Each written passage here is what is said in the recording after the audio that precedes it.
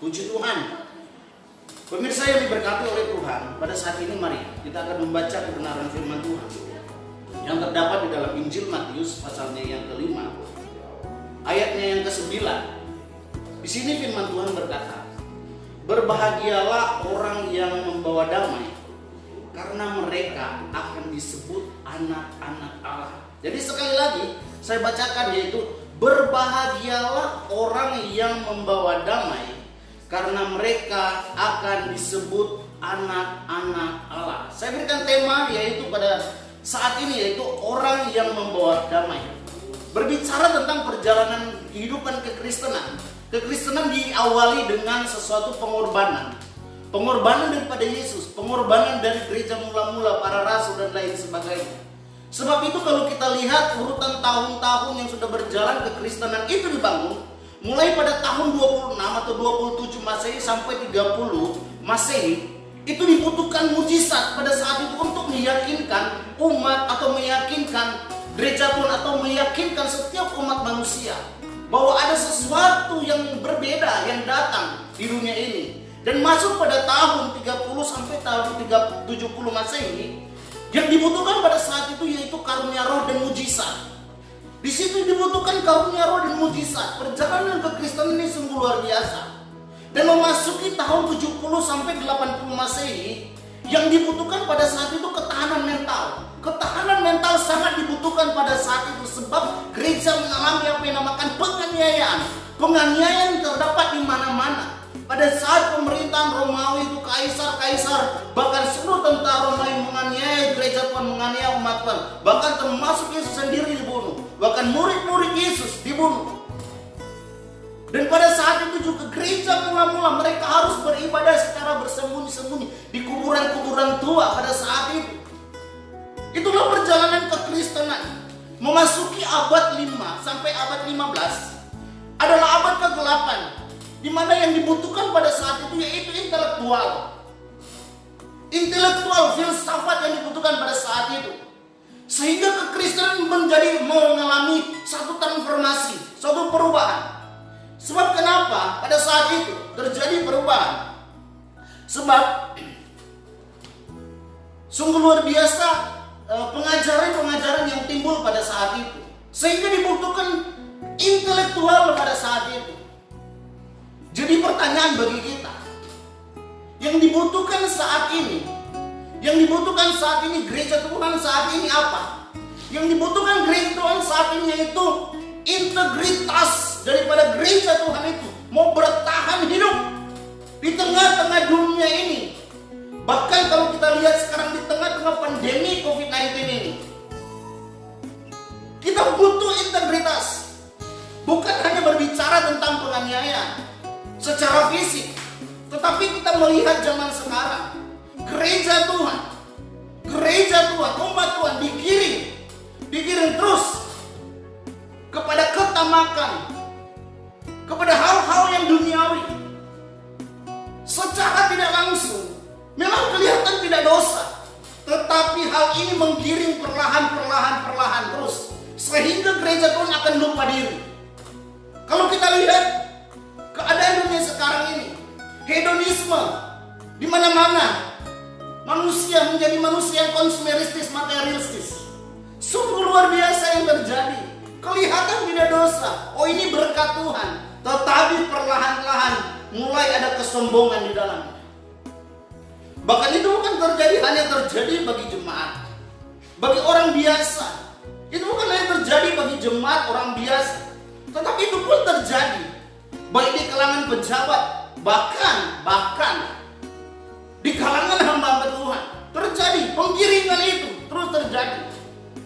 Nah lihat, itu yang dibutuhkan saat ini yaitu integritas daripada gereja Tuhan itu.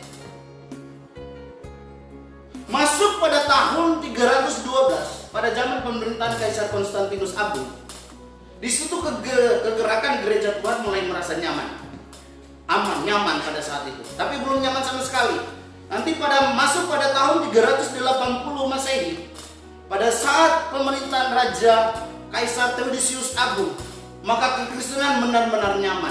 Nah itulah yang saya katakan tadi, itu masuk pada abad 5 sampai abad 15. Kekristenan mulai merasa nyaman pada saat itu, sehingga kekristenan digiring pada satu pengajaran demi pengajaran yang muncul. Sekte-sekte muncul, bidat-bidat muncul pada tahun-tahun itu. Sungguh luar biasa. Kekristenan memang digodok, dan kekristenan ini sungguh luar biasa. Kekristenan bukan ekspansi pada pedang dan peperangan, tetapi kekristenan ekspansinya pada salib Kristus yang luar biasa itu. Haleluya. Jadi sekarang ini, pemirsa Kompas TV dimanapun Anda berada, dunia di mana kita hidup di sekarang ini, dunia di mana kita hidup di sekarang ini, penuh dengan kebencian, penuh dengan kedendaman. Dunia di mana kita hidup sekarang ini saling menjatuhkan satu dengan yang lain. Tetapi bagi kita orang percaya, bagi kita orang Kristen, kita harus menjadi orang-orang yang membawa damai di tengah-tengah dunia yang semakin sulit, di tengah-tengah pandemi ini. Kita harus melihat dan kita harus menjadi orang Kristen yang luar biasa, membawa damai di mana-mana. Jangan kita membawa perpecahan di mana-mana. Banyak sekali terjadi perpecahan dalam satu gereja, dalam satu organisasi. Terjadi perpecahan di mana-mana. Karena apa? Ada orang-orang yang tidak memiliki hati yang membawa damai. Tetapi kalau sekali kita berkata bahwa kita orang percaya kepada Tuhan, mari kita menjadi orang-orang yang membawa damai. Dimanapun kita berada harus membawa damai.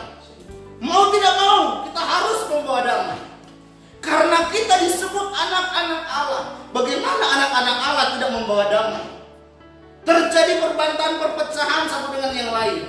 Di gereja terjadi perpecahan, maaf kata.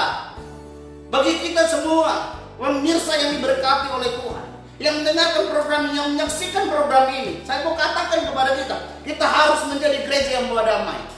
Haleluya. Apapun tantangan kita, apapun rintangan kita, di hari-hari ini, mari kita harus membawa damai.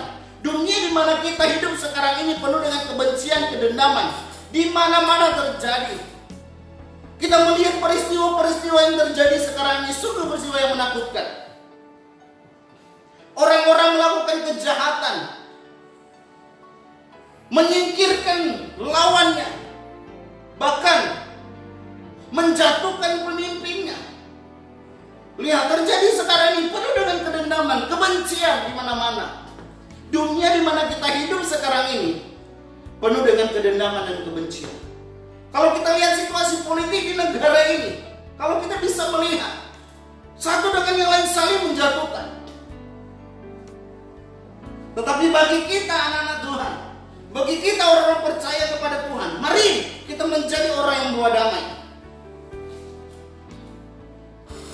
Dunia di mana kita hidup ini penuh dengan kebencian, kedendaman. Nah, disinilah kita sebagai orang Kristen, disinilah kita melihat tanggung jawab kita sebagai orang yang percaya kepada Tuhan. Disinilah kita melihat di tengah-tengah dunia yang semakin jahat ini, di tengah-tengah pandemi ini, kita melihat disinilah kita melihat tanggung jawab kita sebagai orang yang percaya kepada Tuhan untuk menghadirkan damai di dalam kehidupan kita. Supaya kita menghadirkan damai di dalam lingkungan kita, kita harus menghadirkan damai di dalam keluarga kita. Kita harus menghadirkan damai di tempat kerja kita, di kantor kita, di perusahaan manapun kita bekerja, di gereja, dalam satu organisasi. Kita harus menghadirkan damai di sana. Haleluya. Pemirsa yang diberkati oleh Tuhan, saya mau katakan kepada kita, kalau kita menjadi orang yang membawa damai, maka kita akan melihat kemuliaan Allah akan dinyatakan dalam hidup kita. Kita disebut anak-anak Allah. Haleluya. Jadi pertanyaan buat kita, bagaimana kita dapat membawa damai dalam kehidupan kita sehari-hari? Apa yang harus kita lakukan? Apa yang harus kita lakukan dalam kehidupan kita sehari-hari? Menjadi orang yang membawa damai. Yang pertama itu kita harus menghargai perbedaan. Kita harus menghargai perbedaan. Dalam satu kantor, dalam satu dunia pekerjaan, di dalam satu organisasi, baik organisasi gereja atau dimanapun kita berorganisasi, kita harus menghargai perbedaan itu. Kalau kita tidak menghargai perbedaan itu, maka disitulah terjadi kekacauan. Memang ada saat-saatnya kita itu terjadi pertentangan, tetapi di situ kita harus secara dewasa menghargai perbedaan. Di dunia politik kita harus menghargai perbedaan. Di dalam kehidupan rumah tangga kita harus menghargai perbedaan. Dalam kehidupan suami istri harus menghargai perbedaan itu.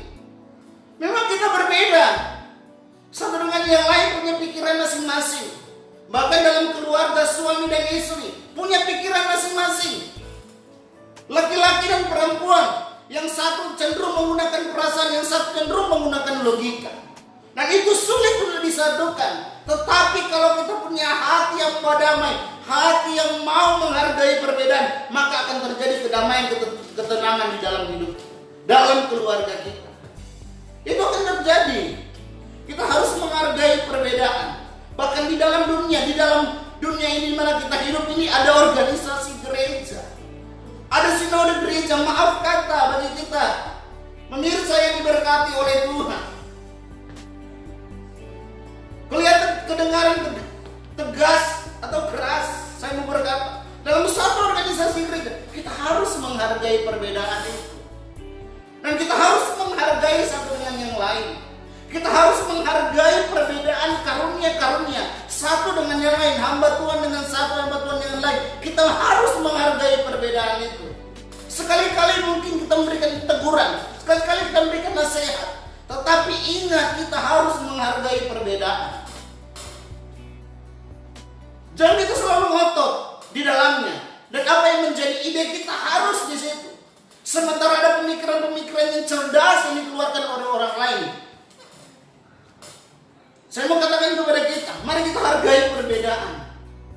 Menghargai satu dengan yang lain itu sungguh luar biasa. Menghargai karunia hamba Tuhan satu, karunia hamba Tuhan yang lain, anak Tuhan yang lain, aktivis gereja kita harus menghargai. Haleluya.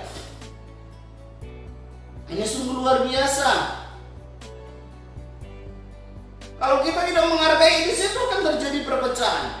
Ketika terjadi perpecahan, satu dengan yang lain akan saling menuduh. Ini yang salah dan itu yang salah. Dalam keluarga, kalau kita menghargai perbedaan, kita tidak akan menuduh yang satu. Ini saya yang salah, ini suami saya yang salah, istri saya yang salah, anak saya yang salah. Bahkan anak menuduh orang tua yang salah. Akan saling menuduh. Karena apa? Tidak menghargai perbedaan. Kita harus memiliki kepekaan dalam hidup kita, supaya kita dapat menghargai setiap perbedaan dalam hidup kita. Haleluya. Pemirsa yang diberkati oleh Tuhan, ketika Anda mendengarkan suara firman Tuhan ini dalam program Mutiara Iman, saat ini saya mau katakan kepada kita, mari kita koreksi diri. Kita koreksi hidup kita. Apakah saya orang yang egois? Apakah saya orang yang menghargai perbedaan? Jangan kita menjadi orang yang egois. Kita adalah makhluk sosial yang membutuhkan satu dengan yang lain. Hari ini mereka butuh kita. Suatu saat kita akan butuh orang lain. Jadi kita harus menghargai perbedaan itu. Hargailah perbedaan. Entah dari manapun, dari etnis manapun, suku manapun, bahkan dari agama manapun, kita harus menghargai perbedaan itu. Perbedaan bisa saja terjadi, tetapi perbedaan itu bukan satu pertentangan dan permusuhan bagi kita. Haleluya. Mari kita hargai perbedaan itu. Bagaimana kita dapat membawa damai dalam kehidupan keseharian kita? Yang kedua kita bisa melihat, kita harus belajar mengampuni. Yang pertama yaitu kita harus menghargai perbedaan. Yang kedua yaitu kita harus belajar mengampuni. Belajar mengampuni. Jangan kita menjadi orang yang sombong, jangan kita menjadi orang yang egois. Yesus berkata, kamu harus mengampuni. Kalau kamu tidak mengampuni, Bapakmu di surga tidak akan mengampuni. Haleluya. Kita harus menjadi orang-orang yang suka mengampuni. Mungkin Anda berkata, oh, pendeta terlalu sakit yang dia buat sama saya. Terlalu sakit yang dia buat sama saya. Tetangga saya terlalu sakit dia buat kepada saya. Dia mempermalukan saya. Mungkin dalam satu organisasi, dia mempermalukan saya di depan umum. Dia tidak menghargai saya sebagai seorang pemimpin. Terkadang memang ada pemimpin-pemimpin yang egois. Tetapi mari kita harus mengampuni. Di dalam dunia politik kita, jika Anda yang berkecimpung dalam dunia politik yang sementara mendengarkan program ini, mari kita mengampuni. Siapapun lawan politik kita, siapapun dia, mari kita harus mengampuni. Perbedaan warna boleh terjadi, tetapi kita harus satu di dalam Kristus. Ada pengampunan di dalamnya, supaya tidak kita mengalami hukuman yang kekal. Ketika kita menjadi orang-orang yang suka mengampuni, maka kita akan melihat Allah akan memberkati kita. Tuhan akan memberkati kita. Semasa kita hidup di dunia ini, Tuhan akan memberkati kita. Haleluya. Dan di dalam kekekalan, kita akan menerima sesuatu yang luar biasa daripada Tuhan. Kita harus jadi orang yang mengampuni. Mungkin Anda sebagai seorang ibu rumah tangga yang dikecewakan oleh suamimu. Saat ini saya mau katakan, ampuni dia. Bagaimanapun dia adalah suami. Mungkin seorang suami dikecewakan oleh istri. Mari ampuni dia seberat apapun. Yesus saja mengampuni, masakan kita tidak mengampuni. Siapakah kita ini? Hanya ciptaan. Yesus harus mengampuni. Yesus mengampuni kita, kita harus mengampuni orang lain. Pendengar yang diberkati oleh Tuhan, pemirsa di rumah atau dimanapun Anda berada, saat ini saya mau katakan kepada kita, kita harus menjadi orang yang suka mengampuni. Mungkin beban berat engkau hadapi saat ini. Mungkin pergumulanmu engkau hadapi saat ini. Mungkin sakit penyakitmu engkau hadapi saat ini. Mari kita koreksi diri kita. Mungkin kita menyimpan dendam. Mungkin kita menyimpan akar pahit. Mungkin kepada suami kita, kepada istri kita, kepada anak kita, kepada orang tua kita, kepada tetangga kita, kepada pemimpin kita, bahkan kepada gembala kita, kepada hamba Tuhan.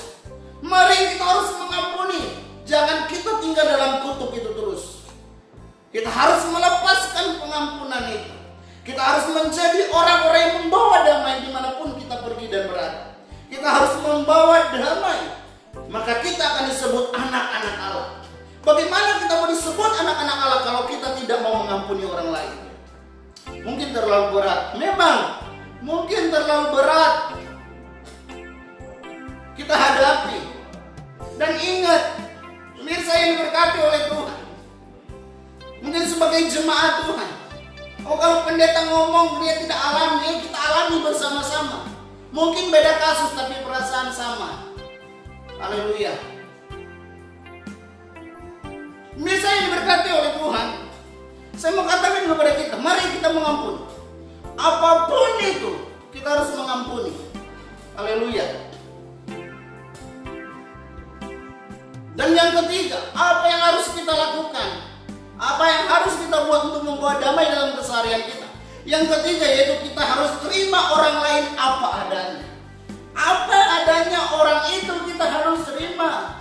Memang dia mungkin seperti itu, dia seperti ini dan seperti itu. Kita harus menerima orang lain apa adanya. Jangan kita mengharapkan orang menerima kita apa adanya dan kita tidak menerima orang lain apa adanya. Kita adalah orang yang egois, orang yang sombong. Kita harus menerima orang lain apa adanya, apapun dia. Serusak apapun dia, sejelek apapun dia. Mari kita harus menerima orang lain apa adanya. Kalau kita menerima orang lain apa adanya, maka orang akan menerima kita apa adanya. Tuhan Yesus pun menerima kita apa adanya. Yang dulunya kita adalah sampah yang seharusnya dibuang dan dihukum, tetapi Allah menerima, Yesus menerima kita apa adanya kita. Dalam keberdosaan kita, Tuhan mengangkat kita. Mari, sebagai umat Tuhan, sebagai anak-anak Allah, percaya kepada Tuhan, mari kita menjadi orang yang membawa damai. Yang keempat, kita harus sabar di tengah pergumulan dan masalah. Bagaimana supaya kita membawa damai? Kita harus sabar di tengah pergumulan dan masalah. Dalam hidup kita, kita akan melihat kemuliaan Allah dinyatakan dalam hidup kita. Kita menjadi orang-orang yang sabar. Bagaimana supaya ada damai dalam hidup kita dan keseharian kita? Kita harus sabar di tengah-tengah masalah kita. Haleluya. Dan kita akan melihat bahwa sebagai kesimpulan kita akan melihat Tuhan akan memberkati kita ketika kita menjadi orang yang membawa damai. Mika pasal 2 ayat 1, celakalah orang-orang yang merancang kedurjanaan dan yang merancangkan kejahatan di tempat tidurnya, yang melakukannya di waktu fajar, sebab hal itu dalam kekuasaannya. Ayat 8, tetapi kamulah yang bangkit sebagai musuh terhadap umatku. Kamu merebut jubah dari orang-orang yang suka damai, dari orang-orang yang berjalan lewat dengan tentram, yang tidak cenderung kepada perang. Tuhan akan menghukum orang-orang. Di sini katakan orang-orang yang merampas, suka merampas, orang-orang yang suka perang. Oleh sebab itu, mari, bagi kesimpulan kita pada saat ini, kita harus menjadi orang-orang yang luar biasa di hadapan Tuhan. Kita menjadi orang-orang yang